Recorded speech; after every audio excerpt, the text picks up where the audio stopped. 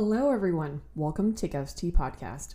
I'm your host, Ariel Willow, a clairvoyant since childhood, paranormal investigator, and an occult practitioner.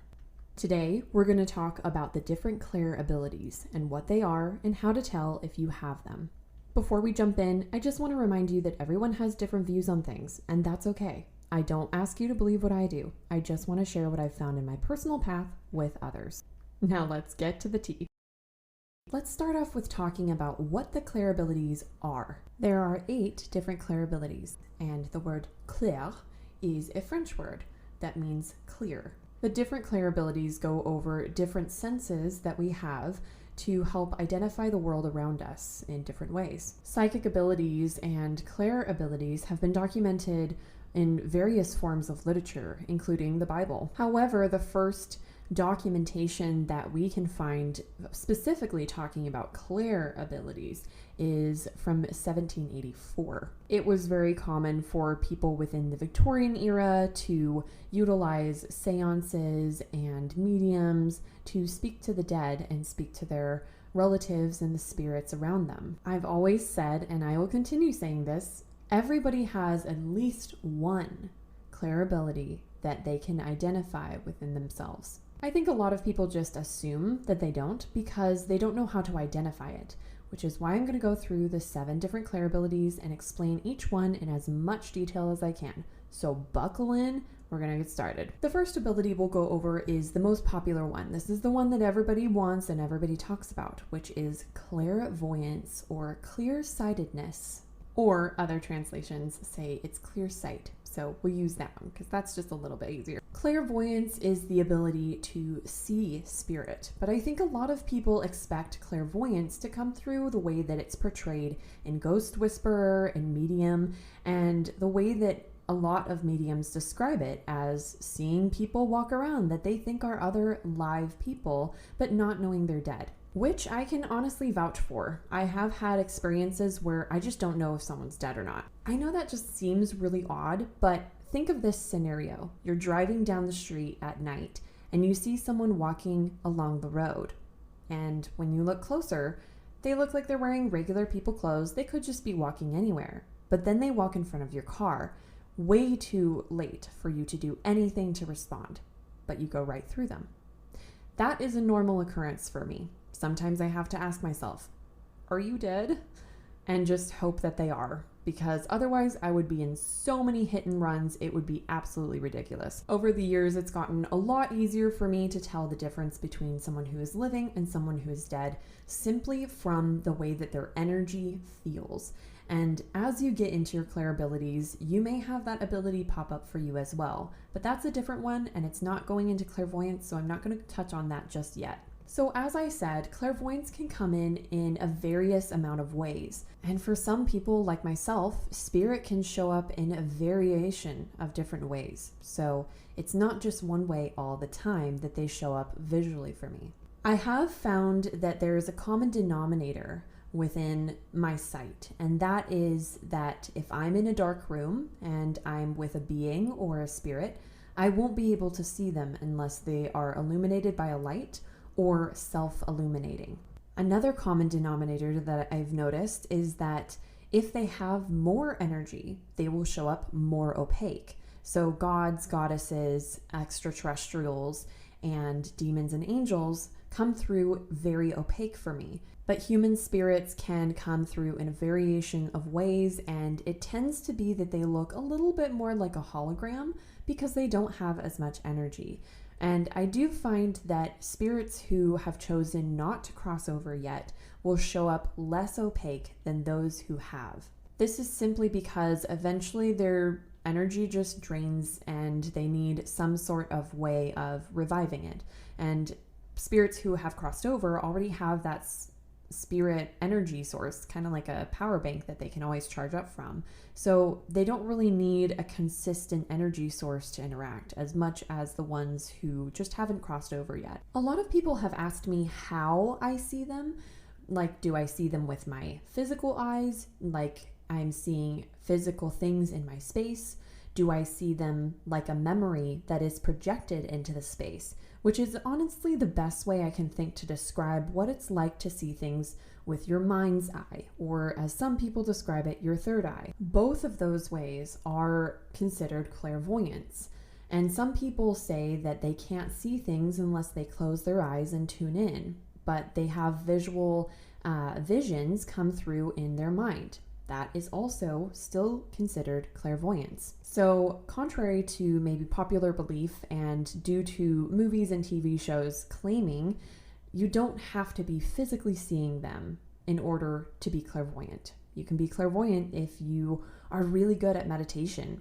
That can be a form of clairvoyance. Clairvoyance can also be used for other abilities like remote viewing. So let's go over the different ways that you can tell whether or not you might have clairvoyance. If you have ever seen something that you can't explain, such as a being, a person that you don't recognize in your space, such as a physical apparition of a spirit, or lights in your space in the form of a humanoid shape or even little blinky lights, you may have clairvoyance. Another test you can do to tell whether or not you may have clairvoyance is I want you to imagine something. Seems easy enough, but if you're unable to imagine this, it may be because you have trouble connecting to your visual center of your abilities. I want you to imagine an apple. But not just any apple. I want you to imagine a purple apple, a bright violet purple apple. Can you see it? If you can, it's possible that you have clairvoyance because that image just simply comes to you. But if you can't, it's possible that your spiritual abilities lie in strength somewhere else. I'm going to go over different ways that you can strengthen these abilities at the end of this episode, so stick with me as I go through the next Clair ability. The next Clair that I want to go over is claircognizance. This is one that often goes unidentified because it seems so commonplace. It's just simply knowing.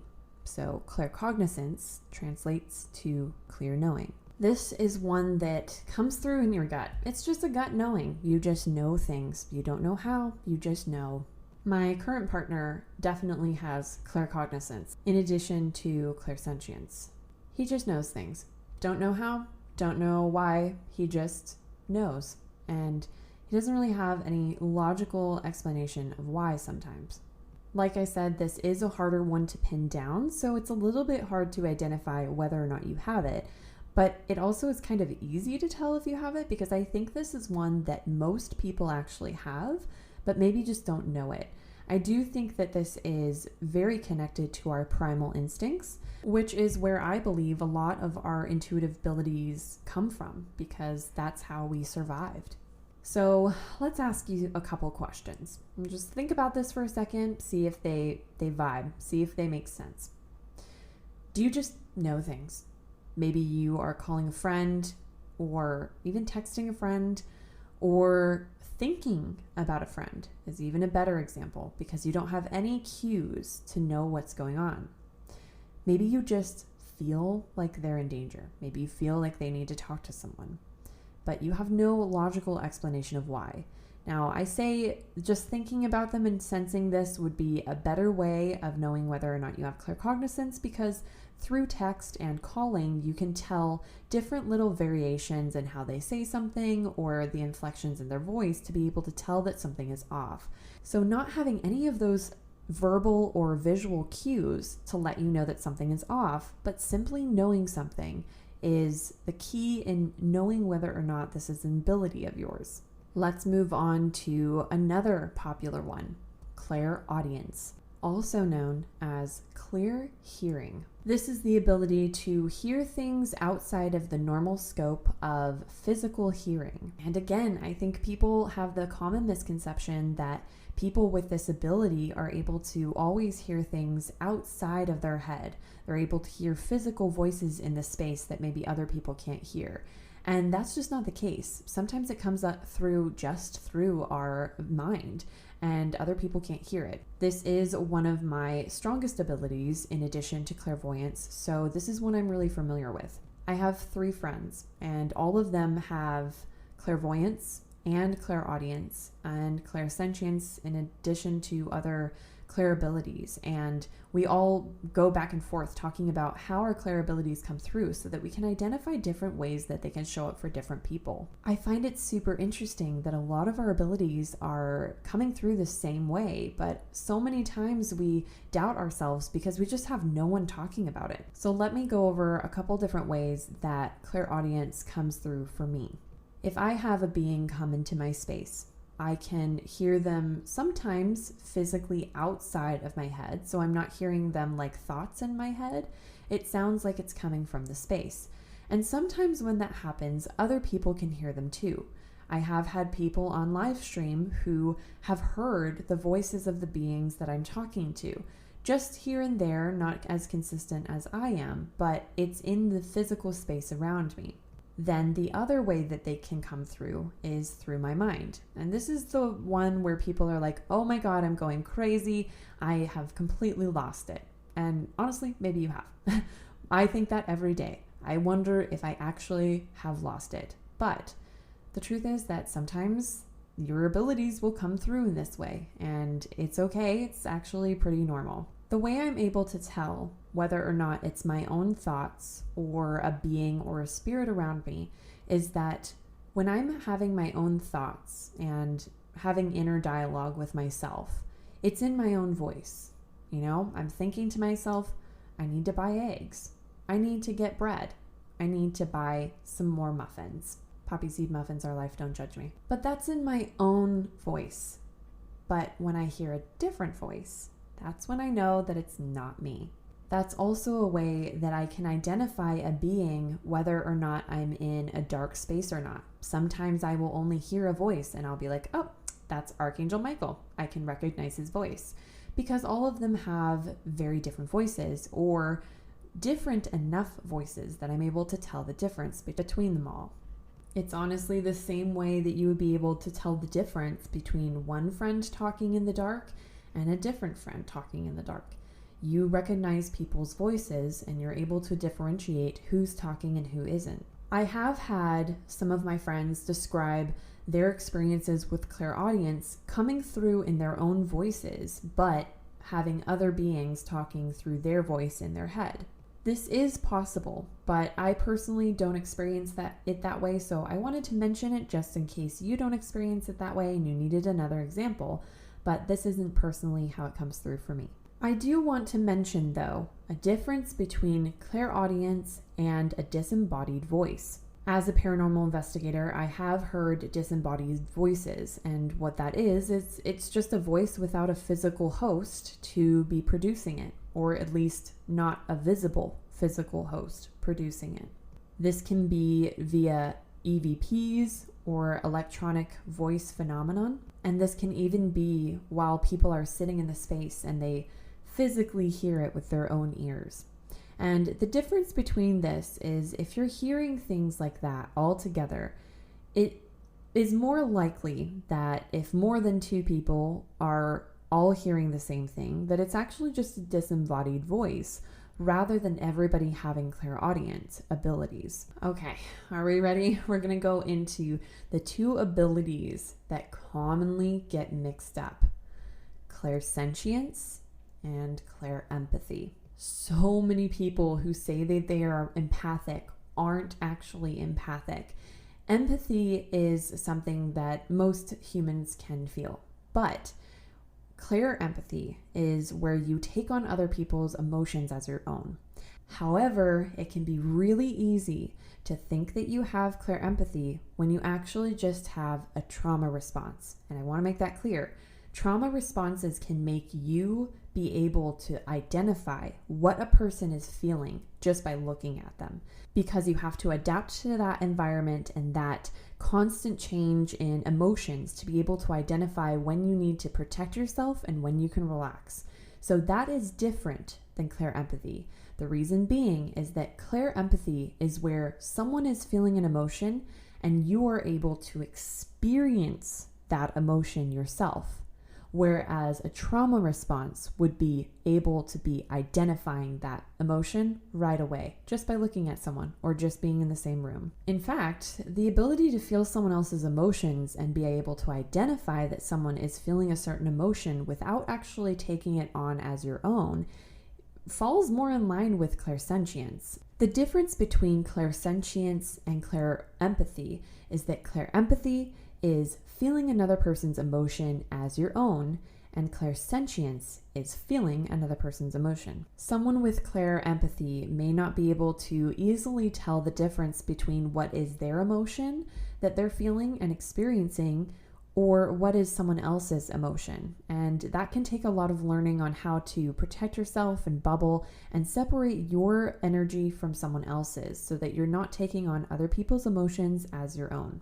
But the difference between that and clairsentience is that a person with clairsentience, it goes beyond just emotions. Clairempathy is clear emotion, whereas clairsentience is clear feeling. Someone with clairsentience can feel emotions, but they won't take them on as their own because they can identify that it's someone else's emotions.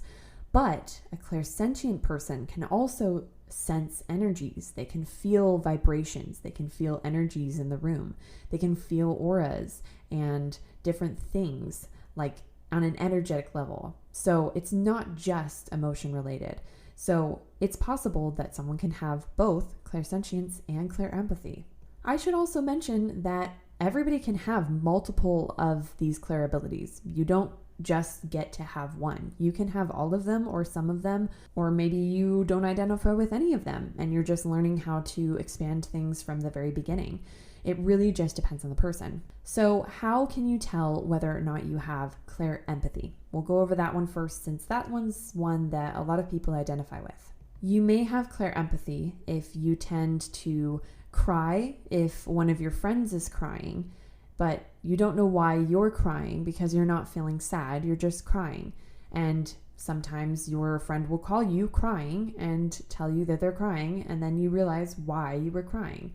But it's important to know that this should be happening without you being in the same room with them. That's going to be an easier way to tell whether or not it's clairempathy and just empathetic feeling and emotion. It's hard because clairempathy and empathy are based around the same thing, but clairempathy is intuitive ability and empathy, just regular, is just having empathy for someone going through something and feeling emotion around them feeling emotion. This is why for a long time I didn't actually feel that clairempathy was even a Clair ability at all. I thought being an empathic was a silly thing to say because everybody has some level of empathy, and unless you're, a psychopath, then you don't. But for the most part, most people have some level of empathy. And so I felt like, why would it be a Clair ability? However, there is that slight difference between just empathy and clairempathy. People who are empathic also tend to have trouble in large crowds or large areas where there's a lot of people. But I don't want to use that as a deciding factor of whether or not you have it, simply because that, again, can also go back to trauma and having to identify just by looking at someone what they're feeling so that you're able to survive and protect yourself in an environment where there's volatile and unpredictable emotions. I would say that it's better to do tests where you are feeling emotion and you don't know why, and then you're able to identify that one of your friends or someone that you're close to or someone that is in the house with you but not in the same room is feeling something, and they don't have any visual cues or sound cues like slamming doors that are giving you the tip that they're feeling that way. Now going into clairsentience. So how can you tell whether you have it or not? With clairsentience, the best tool and test that I can give you to try and tell whether or not you have this ability is to ask yourself how often you were able to identify someone coming into the room without you seeing, smelling, or hearing them. If you were in a dark, soundproof room and someone walked into it, would you be able to sense them if you didn't physically feel them, physically see them, smell them, or hear them? If you said yes, you are most likely clairsentient, because everybody has a energy field, an aura, and a vibration that they carry. And sometimes we can even tell who it is. So for example, I have gotten really good with my clairsentience of being able to tell different energies and what I identify with them. So fairies have a different energy than demons do, and demons have a different energy than extraterrestrials or angels. So I'm able to identify typically, first of all, when I go into a space, what it is or what I might be interacting with based on the energy that is left in that space or in that space at that current moment. Okay, let's go into the lesser known Clair abilities. So let's go over Clair Aliens first. If you're getting excited because you think this is the ability to see aliens, it's not. I know, I got excited too. It's not. It's the ability to smell things. I don't know if everybody wants this. Clair Aliens can be a really, really inconvenient ability if it's your strongest one. People who don't have it as strong, like me, tend to have an easier time going through situations because they don't have to deal with all the smells that come with what they're interacting with. But unfortunately, some people who have Clair Aliens can smell death. They can smell angels. They can smell demons. They can smell spirits. They can smell fairies. And they're able to identify different energies and beings based on smell. A good way to test this is if you've ever been in a space and there has been the smell of something that nobody else except you smells. And that's a really good example that you may be clairalient, but they may not be. Whereas if everybody smelled it, then it would be more likely just a disembodied smell. A good way to test whether or not you have this ability is to ask yourself if you've ever had a situation where, like I said, you've been in a space where nobody else is smelling something except you. And then you're not able to find a source of where that could be coming from. Or maybe your grandmother had a certain perfume or a certain way she smelled, and you smell it when she comes around. I remember when I was getting ready before my wedding night for my wedding to my ex-husband, I smelled my grandmother's perfume the night before I was getting married as I was working on my dress. And it was a really beautiful moment because I was able to connect with her in that moment before getting married.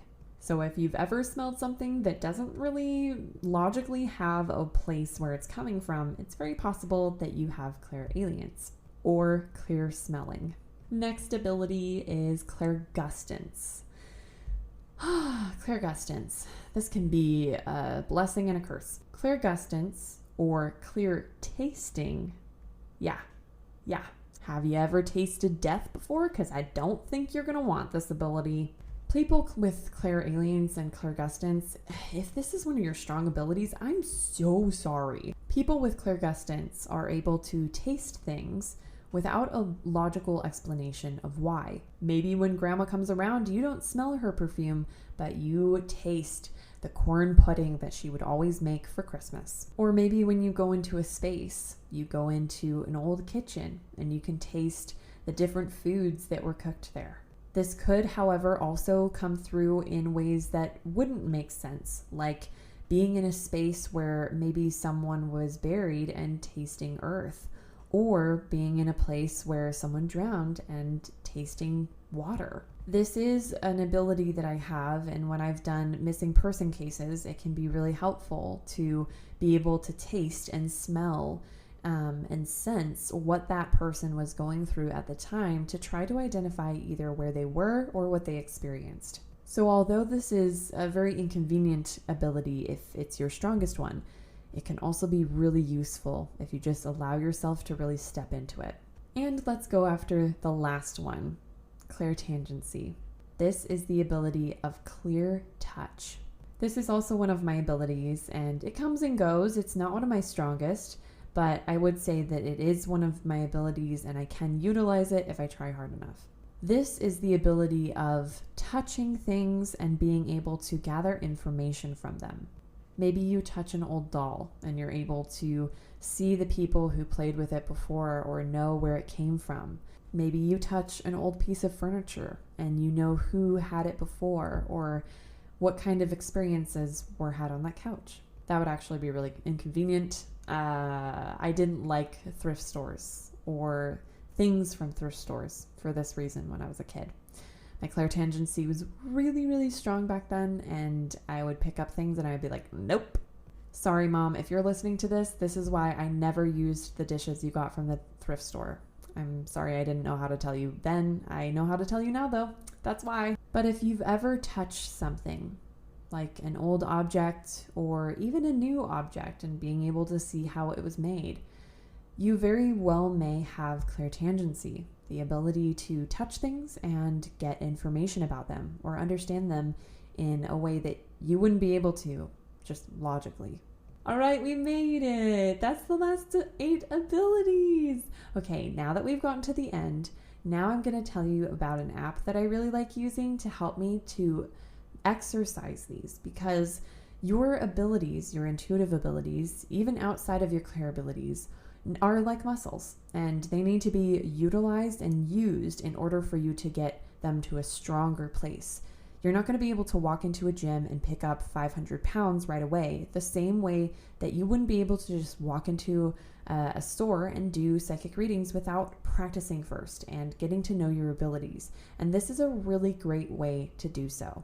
Now, I do want to put a disclaimer in here. I am not sponsored by the creator of this app or the app themselves. I just have used it myself, and I also have my friends use it, and it's so helpful to help us stay sharp with our abilities, because a lot of us work as full-time readers and we work as paranormal investigators, so we really need to keep our abilities sharp. But the technique that I'm going to give you to exercise these abilities is one that I actually use in my private ability training sessions. I don't offer them anymore, but I did, and this is the technique that I would give people. Yeah, I'm giving you this technique for free. Just clap your hands now. I'll wait. Just kidding. You don't need to do that. All right. So I want you to download the app, if you feel comfortable, RV Tournament. Roger Victor Tournament. I know it sounds weird. It sounds like you're going to be looking at RVs. You're not. It actually stands for Remote Viewing Tournament. The app has you tune into different coordinates and then tune into different pictures and write down and describe what you're picking up on. It's a pretty straightforward app. It's pretty easy to figure out, and it's a great exercise that you can do daily. And they make it to where you can't cheat even if you wanted to. It not only does that, but it also keeps track of your progress and how often you're correct and how often you're able to predict whether or not you'll be correct. But you can also do this exercise outside of the app by utilizing cards that you make yourself or your own oracle cards, tarot cards, etc. Okay, so here's the technique. I want you to take something to tune into. I want this thing to have enough variations to it that you're able to get different things from different senses from it. This could be an oracle card or a card that you create yourself. Now, what I want you to do is sit there and ground yourself or center, however you prepare yourself for tuning into things. You don't have to have a formal technique if you don't have one right now, but this can be a great way to practice different techniques of getting yourself into the space of really connecting into your abilities. Once you've connected in, I want you to tune into the card or tune into the object or tune into the coordinates that you're given, and I want you to ask yourself the following questions and write down as many prompts or answers that you get from tuning in and asking yourself these questions. The first question: what am I feeling emotionally?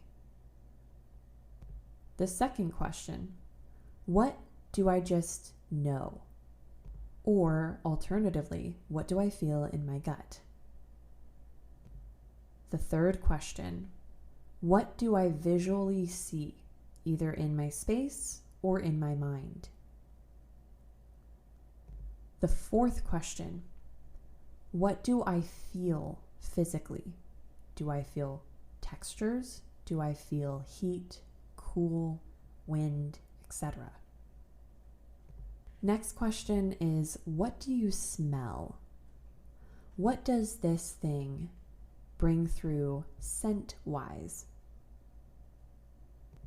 The next question is, what do you taste?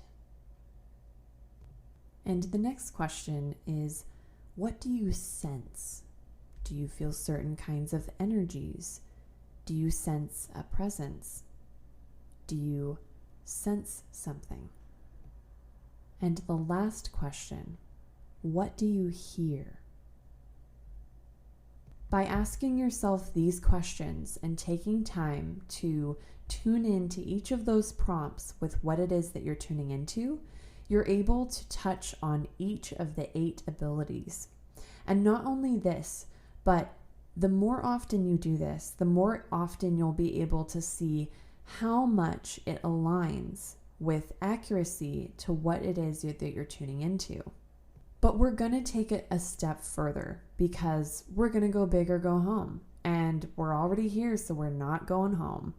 I want you to ask yourself, after you've tuned in and after you've seen the results, I want you to look at your results and look at what you put down as your answers and ask yourself, how often is what is coming through that I'm picking up on metaphoric or literal? This is a huge game changer, guys. This is something that a lot of people don't even think about, because there are people who will have dreams about planes falling out of the sky and won't realize that it's a metaphor for having high expectations for yourself and being afraid of failing.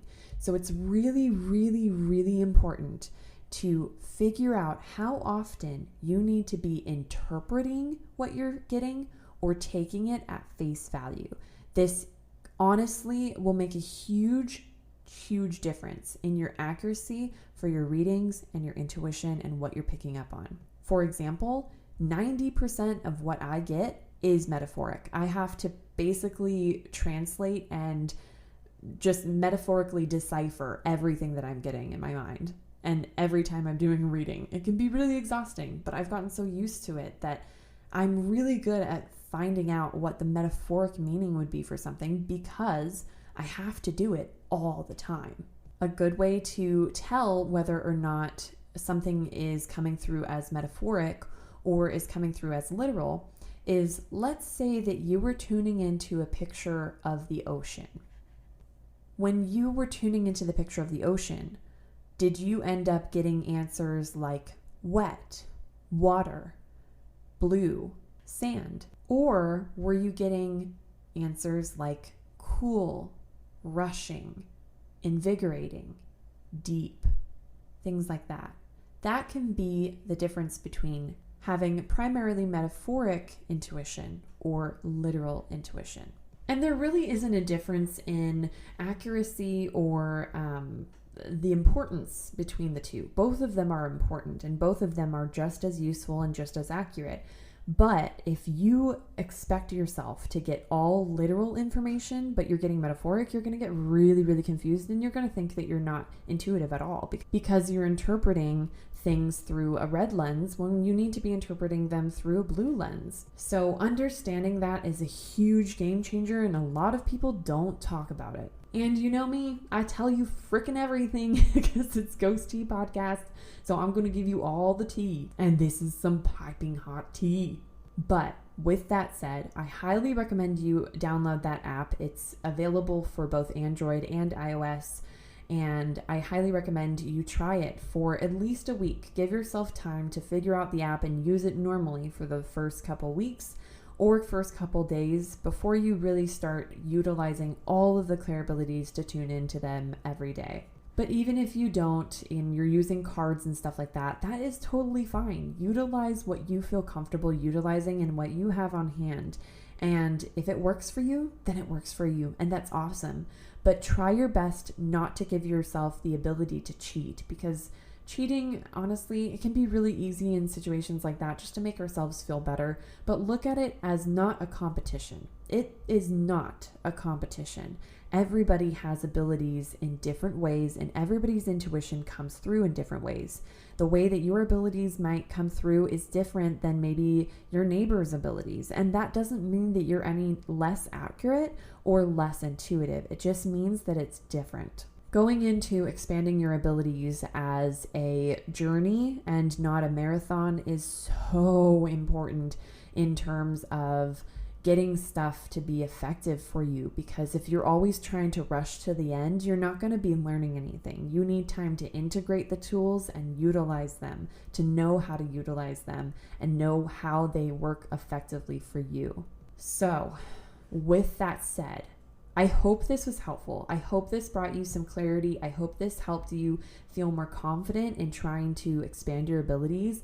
I'm so sorry that it's been so long since I posted an episode. It has been very, very long, but I'm in the new apartment. I'm sure you could hear my fridge going on and off in the background. I apologize for that, but I hope you guys are doing well. Thank you so much for all of your support for the Ghost Tea podcast. I just love you guys so much, and I really appreciate the support. It means so much, and I just love hearing you guys be so excited about new episodes, and I just want to say thank you so much. So thank you so much from the bottom of my little tiny bitty heart, and I will hopefully talk to you guys later. Hopefully not a month later or a couple months later like it has been, but as always, stay safe, stay curious, and keep learning. And if you're interested in booking a session with me, you can check out my website at www.arielwillow.com. I restock my store with sessions every week so that you have a lot of options to connect with spirit. All right, I'll talk to you guys later. Stay safe.